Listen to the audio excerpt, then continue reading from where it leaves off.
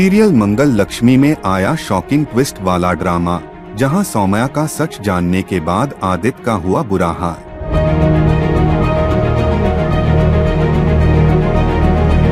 मां के गले लगकर फूट फूट कर रोया आदित्य। जी हाँ, सीरियल मंगल लक्ष्मी में एक तरफ जहां आदित्य को सौम्या का सच पता चल चुका है, वहीं वह कमरे में बैठा खुद को कोस रहा होता है कि उसने मंगल को गलत समझा। गुस्से में वह अपनी और सौम्या की तस्वीर फेंक देता है। उसी समय मंगल कॉफी लेकर आती है। कॉफी ठंडी देखकर आदित्य कहता है कि तुम भी मुझे चिढ़ा रही हो, जिस पर मंगल कहती है, मैं आपको चिढ़ा नहीं रही, बल्कि यही कहने आई हूँ कि जो भी तकलीफ है उसे कह डालिए या फिर अपने इमोशंस बाहर निकाल दीजिए। लेकिन आदित्य मंगल से कहता है, मुझे कुछ समय के लिए अकेला छोड़ दो, और मंगल वहाँ से चली जाती है। वो होता है जब हमारे पास कोई आस-पड़ोस वाला ना, लेकिन आपके पास हम सब हैं। आप आपके हमने जो है अपने जीवन से कह सकते हैं।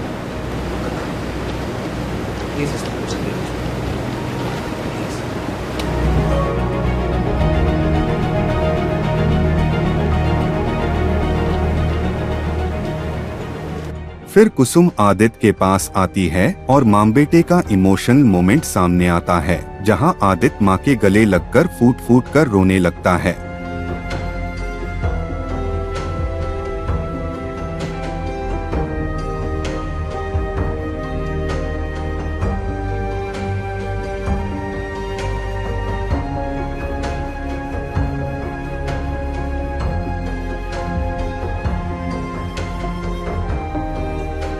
कुसुम उसे समझाती है, रो लो बेटा, अपने जज्बात बाहर निकाल दो। अब देखना दिलचस्प होगा कि इस ट्विस्ट के बाद सीरियल की कहानी में आगे आएगा कौन सा नया मोड़।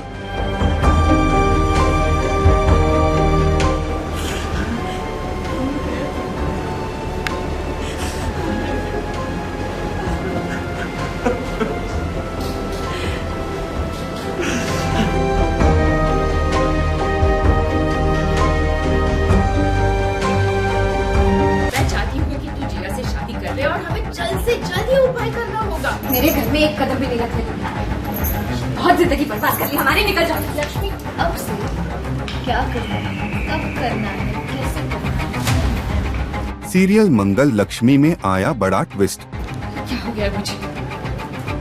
इसकी आंखों में देख करके अचानक से मुझे डर लगने लगा। ऐसा लग रहा था जैसे कि वो लक्ष्मी ना। जहां जब लक्ष्मी ने गायत्री जी को अलग ले जाकर कर डाले सीधे सवाल, आपको अपने बेटे और बहू साथ में अच्छे क्यों नहीं लगते? क्यों हमेशा मुझे और कार्तिक को अलग करने की कोशिश करती रहती हैं? मेरी प्रेगनेंसी रिपोर्ट आपने ही बदली, जिया को घर में आपने ही बुलाया। माँ, आपसे तो बात करनी बाकी है। सबके सामने इतना ही नहीं, लक्ष्मी ने आगे कहा, अब से जो मैं कहूँगी वही आपको करना पड़ेगा, वरना मैं आपका सच कार्तिक को बता दूंगी, और फिर उसके बाद कार्तिक आपके साथ क्या करेगा ये आप जानती हैं। मुझे भोली भाली बेचारी लक्ष्मी समझकर बहुत एक्सप्लॉइट कर लिया। अब इस टेढ़ी लक्ष्मी के टेढ़े खेल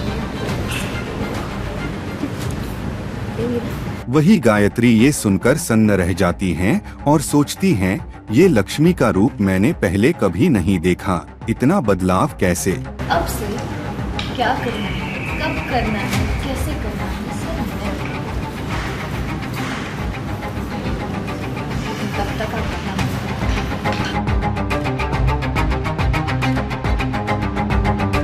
क्या हो गया मुझे? इसकी आंखों में देख करके अचानक से मुझे डर लगने लगा। ऐसा लग रहा था जैसे कि वो लक्ष्मी ना, बल्कि उसके अंदर कोई शक्ति हो। क्या करवाने वाली है मुझसे? कहाँ फंस गई मैं? वहीं दूसरी ओर कहानी में नया मोड़ आया जब कार्तिक ने घर में जिया को देख लिया। वह हैरान होकर पूछता है, तुम यहाँ क्या कर रही हो? क्या मैं फिर से पुलिस बुलाऊं? जिया सफाई देती है, नहीं कार्तिक, मैं यहाँ अपनी मर्जी से नहीं आई। मुझे तुम्हारी माँ ने बुलाया है। तुम यहाँ कैसे आई? हाँ? मेरे घर में एक कदम भी नहीं रखे तुमने। बहुत जिंदगी बर्बाद कर ली हमारी। निकल जाओ लक्ष्मी, मेरी बात तो सुनो। तुझे नहीं सुनना है, निकल जा। लक्ष्मी, ये ऐसे नहीं मानेगी। इसको बेल दी किसने? कार्तिक, मैंने इसकी बेल दी। मैंने जिया को यहाँ बुलाया। तभी वहाँ गायत्री भी आ जाती हैं और कार्तिक को बहलाने की कोशिश करती हैं। वह कहती हैं, मैंने पंडित से बात की है, तुम्हारी जिंदगी की परेशानियां तभी खत्म होंगी जब तुम उस लड़की से शादी करोगे जिससे तुम पहले प्यार करते थे। लेकिन कार्तिक साफ इनकार कर देता है, ये कहते हुए कि मैं कोई शादी नहीं करूँगा, मैं सिर्फ लक्ष्मी से ही प्यार करता हूँ। इसे निकालिए यहाँ से, निकालिए यहाँ से। अरे बेटा बेटा सुन ना, प्लीज मेरी बात तो सुन। मुझे बोलने का मौका तो दे। तू जानते है ना बेटा, सपने वपने में मैं बिल्कुल विश्वास नहीं करती हूँ, लेकिन अगर कोई डरावना सपना मुझे रोज रोज आए, वो भी तेरे बारे में, तो मैं उसे कैसे इग्नोर कर सकती हूँ? मुझे रोज डरावने सपने आ रहे थे कि तेरी जान को खतरा है। मैं डर गई थी, मेरा दिमाग चलना बंद हो गया।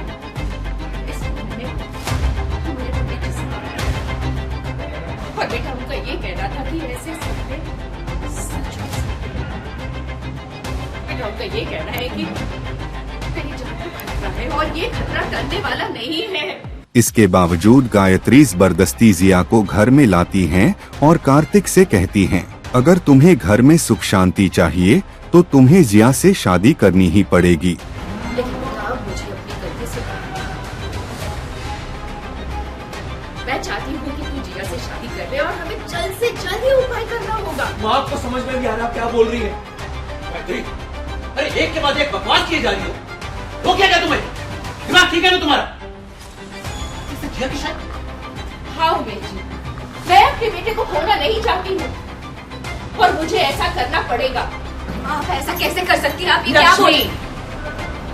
तो प्लीज कुछ मत बोलो। क्या तुम नहीं मानती हो ऐसे सपनों के बारे में? अगर तुम मेरी जगह होती तो तुम क्या करती? नहीं माँ। वेल, अब देखना होगा कि इस जबरदस्त ट्विस्ट के बाद सीरियल की कहानी किस नए मोड़ पर जाती है। क्या समझ के रखा मुझे? मैं कोई कठपुतली हूँ आपकी? आप जो बोलेगी मैं कर लूंगा, शादी कर लूंगा, वो भी इस जिया के साथ। लक्ष्मी और इस जन्म में क्या, अगले हर जन्म में वही मेरी पत्नी रहेगी।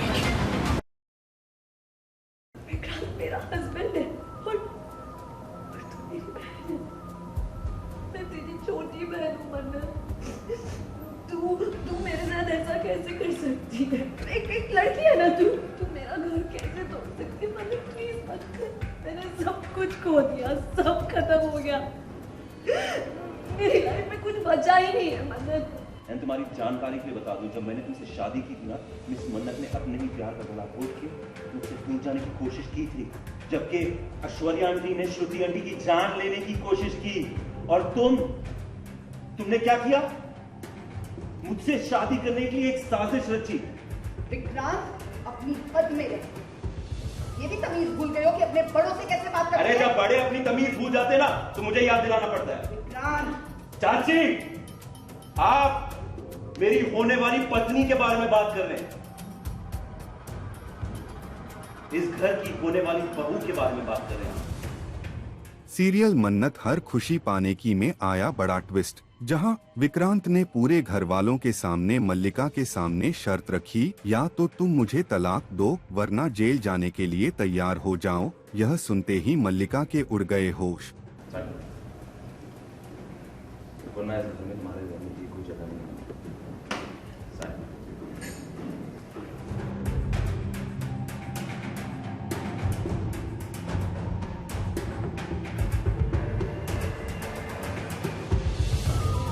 मल्लिका रोते गिड़गिड़ाते हुए बोलती है, मेरे साथ ऐसा मत करो।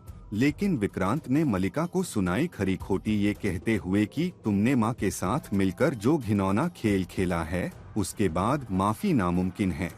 मैं तुम्हारी जानकारी के लिए बता दूं, जब मैंने तुमसे शादी की थी ना, मिस मन्नत ने अपने ही प्यार का गला घोट के मुझसे दूर जाने की कोशिश की थी, जबकि ऐश्वर्या आंटी ने श्रुति आंटी की जान लेने की कोशिश की। और तुमने क्या किया? मुझसे शादी करने के लिए एक साजिश रची, जिसकी वजह से मुझे मेरे परिवार की नजरों के सामने गिरना पड़ा। मल्लिका, जब मैंने ऐसा कुछ नहीं किया था तुम्हारे साथ, और ये बात ना मिस मन्नत को पता थी, फिर भी उसने किसी को कुछ नहीं कहा। पता है क्यों? क्योंकि तभी भी उसे तुम्हारी इज्जत की परवाह थी। इसके बाद मल्लिका विक्रांत के माता पिता के पास हाथ जोड़कर जाती है। माँ कुछ नरम पड़ती हैं, लेकिन पिता साफ मना कर देते हैं।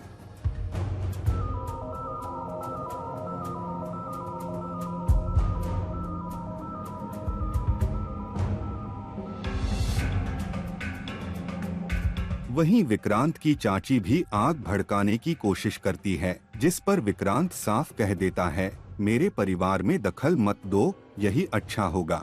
विक्रांत, अपनी हद में रह। ये भी तमीज भूल गए हो कि अपने बड़ों से कैसे बात करते अरे हैं? जब बड़े अपनी तमीज भूल जाते ना, तो मुझे याद दिलाना पड़ता है। विक्रांत, चाची, आप मेरी होने वाली पत्नी के बारे में बात कर रहे हैं।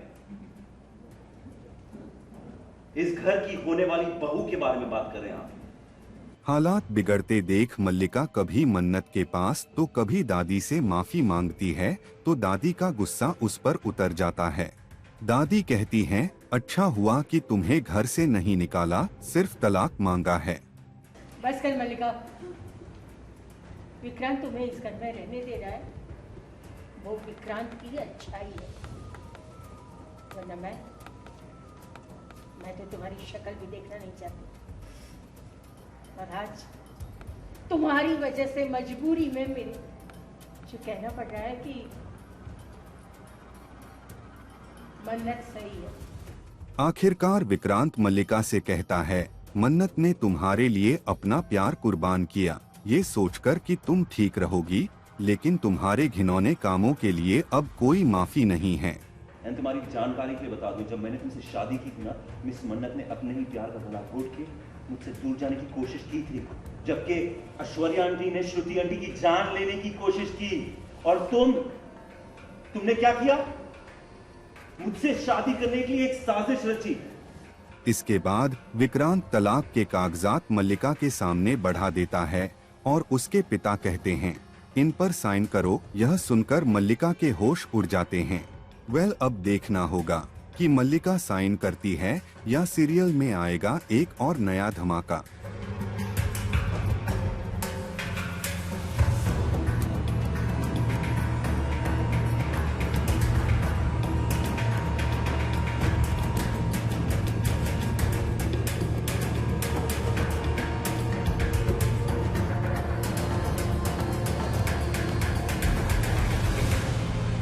याद है पहली बार जब सिद्धार्थ को मिले थे, फर्स्ट मीटिंग टाइम, क्या बोला मैं आपसे, वो बातें याद है? बिल्कुल मुझे याद है। तो मेरा उनके साथ फर्स्ट मीटिंग थी जब मैं फाइनल हो चुकी थी फॉर सीता रोल। तो उन्होंने मुझे फर्स्ट टाइम देख के बोला था कि आओ सीता। तो तुम्हें क्या लगता है कि सीता कैसी होनी चाहिए? सबसे पहला क्वेश्चन उनका यही था। तो मैंने ही उनसे पूछा था कि सर, क्या सीता जैसे आज तक रामायण में दिखाई गई है, तो क्या वैसे ही सीता रहने वाली है, सहमी हुई, ठीक है, मतलब सिंपल सोबर? तो उन्होंने बोला कि नहीं, हम आज की सीता दिखाने वाले हैं। तो ये मेरा उनके साथ फर्स्ट कॉन्वर्सेशन था। आपका तो गाना नाता रहा है, तो पहली बार में कैसे हुआ था, क्या हुआ? मेरे लिए थोड़ा सा खुद मैंने एक चैलेंज रखा था अपने लिए, क्योंकि मैं पहले बलराम कर चुका हूँ। तो मेरे अंदर ये टारगेट था मुझे कि किसी भी तरीके से ये लक्ष्मण जो है उसमें बलराम की कोई छवि ना आ जाए। और ये बहुत ही माइन्यूट है, क्योंकि बलराम और लक्ष्मण जो है बहुत ही सिमिलर कैरेक्टर ट्रेट्स शेयर करते हैं। तो मेरे लिए ये खुद के लिए चैलेंज था, मुझे किसी ने ऐसे कहा नहीं था। इनफैक्ट स्वस्तिक में तो सभी को यही लग रहा था कि I will pull it off very well, और एसकेटी सर का भी यही कहना था कि तू जो करता है वही करता रहे। बट मुझे कहीं ना कहीं अंदर से ये डर था कि कहीं वो सिमिलैरिटी ना आ जाए, क्योंकि होता है कई बार, आप जो 4.5 साल हमने राधा कृष्ण किया, उसमें बलराम 4.5 साल प्ले करने के बाद हो सकता है उसके कुछ ट्रेट्स मेरे लक्ष्मण में आ जाए, यूज्ड टू। तो मेरे लिए ये बहुत इंपॉर्टेंट था कि मैं उसको डिफरेंशिएट करूं और ये मेक श्योर करूं कि ये बलराम बिल्कुल ना लगे। And I think I succeeded, I did that. So कैसा लगता है कि वो अचीवमेंट आपने पूरा कर लिया जो करना? बिल्कुल बिल्कुल लगता है, क्योंकि जब लोग उतने डिवोशन के साथ आपको देखते हैं ना, तो आपको उनके मुंह से तारीफ सुनने का वेट नहीं करना पड़ता है। आपको दिख जाता है कि आपने जो किया है उसने वो इम्पैक्ट छोड़ दिया है जो इंटेंडेड था। तो इससे बड़ी ब्लेसिंग नहीं है। क्या करना चाहोगे? मैंने पहले कहा कि इस तरह से इतना हार्ड वर्क करके लोग मतलब बहुत सारा, मैंने पार्वती से बात करी कि लोग पैर छूते हैं, बिल्कुल बिल्कुल। बहुत अलग डिवाइन।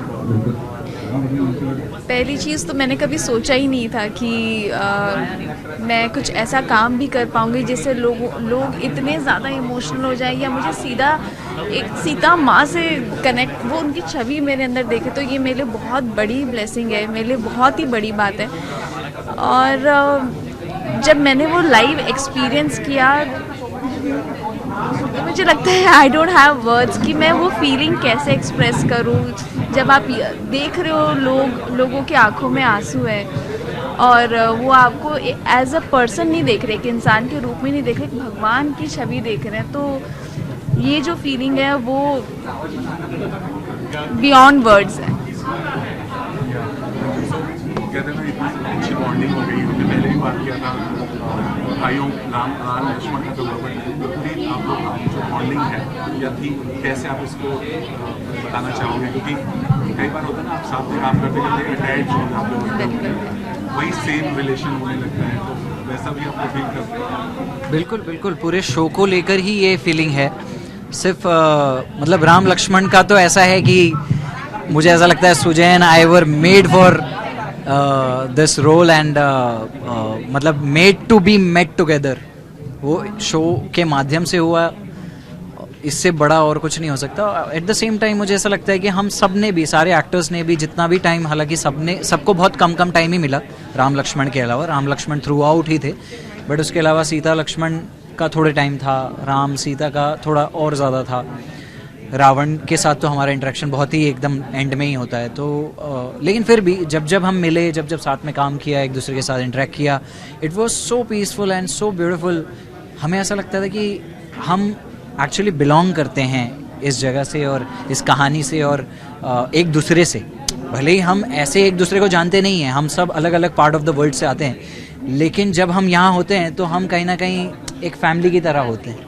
मुझे तो अंदर मतलब सच कहूँ तो बटरफ्लाइज हो रही हैं, ऐसे होता नहीं है मुझे कभी। I am a very practical person, but आज बहुत टाइम बाद, ऐसा नहीं है कि हम बीच में मिले नहीं हैं, लेकिन उस शो की यादें 4.5 साल में हमने जो एक्सपीरियंस किया वो सब कहीं ना कहीं ताज़ा हो गई। और सामने अचानक सुमित को देखना एंड देन मल्लिका का मिलना, एंड मतलब मैं अभी भी उस एक्साइटमेंट में हूँ कि अभी मैं यहाँ से फ्री हूँ तो मैं मिलूँ उनसे।